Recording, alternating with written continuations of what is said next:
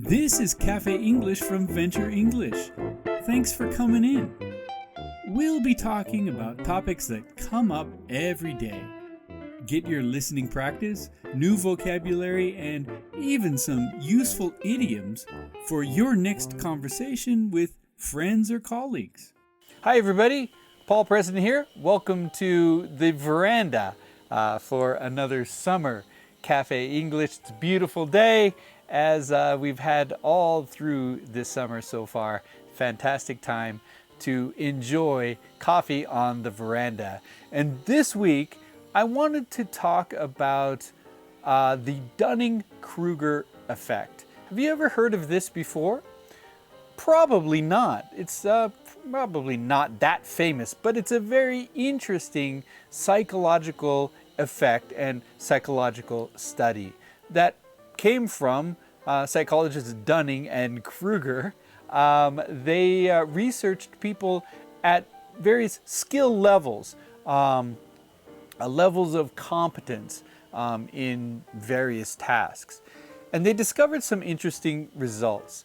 The Dunning Kruger effect basically refers to when people who do not have an actual high level of confidence in, or competence, I should say, in their task at hand or the thing that they're doing, they think that their level is higher. They think they know more or they understand better how to do the thing or how it works than they actually understand it. This is the Dunning-Kruger effect. And there's another side to this effect, which is in people of relatively low or medium competence, they tend to assume their competence is higher than it actually is. They think they're better at it than they actually are. Interesting. But people of high competence have a tendency to think that their skill level is lower than it actually is.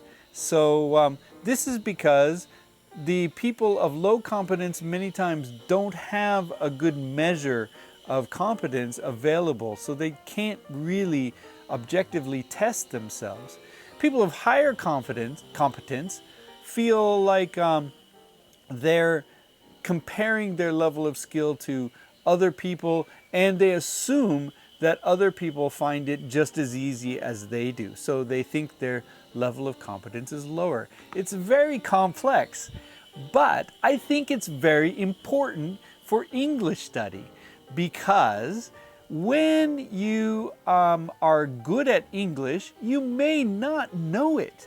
You may not be aware. You may be underestimating your skill because you don't really know what your level is compared to other people, and you are comparing the other people as a comparison.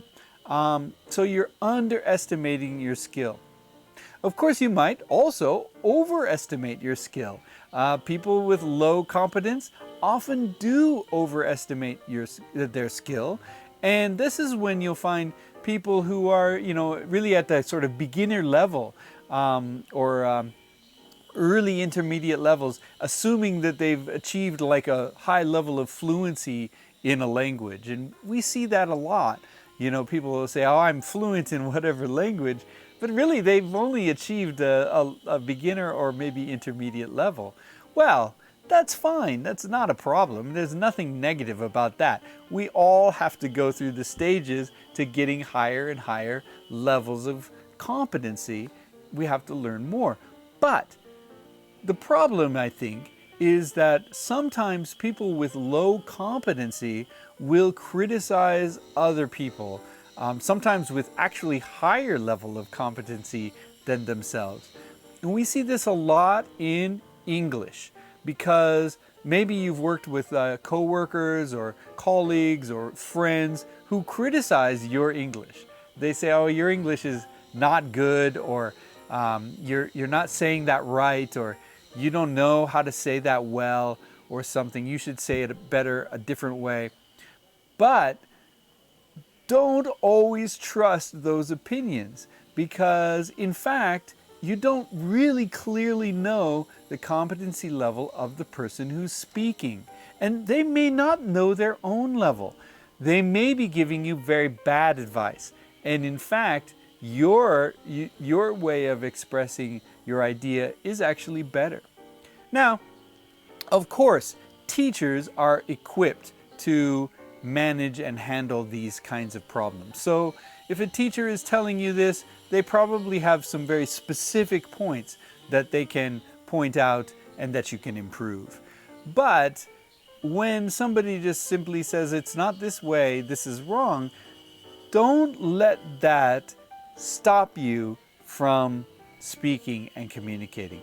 There are all kinds of people out there who think that they have a better sense of pretty much everything than you do. And it can be very damaging to your confidence to hear those things. But you've got to remember that they may not be the expert that they think they are either. That's the Dunning Kruger effect.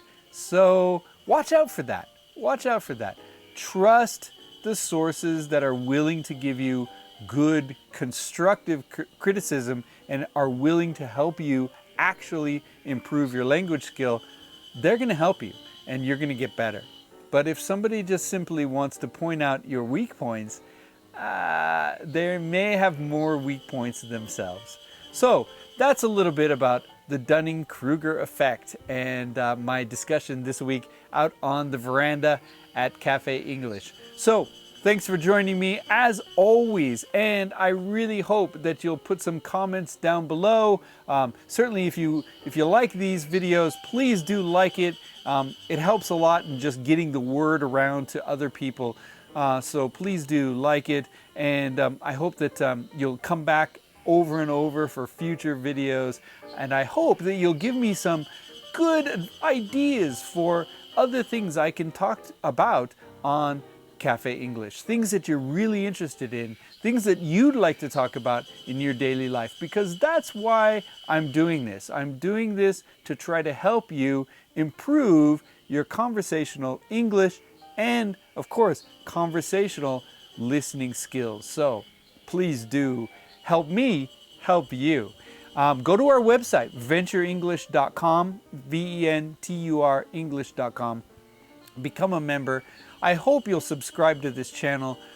There at the website, you'll find a lot of other resources besides just this channel that will be useful. You can even take courses with us, or you can sign up with a one-on-one training with me or with my training partner, Gareth. So please do check out the website.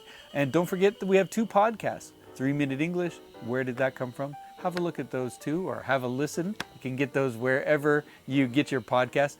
So thanks for joining me again this week on Cafe English, and I hope I'll see you next week.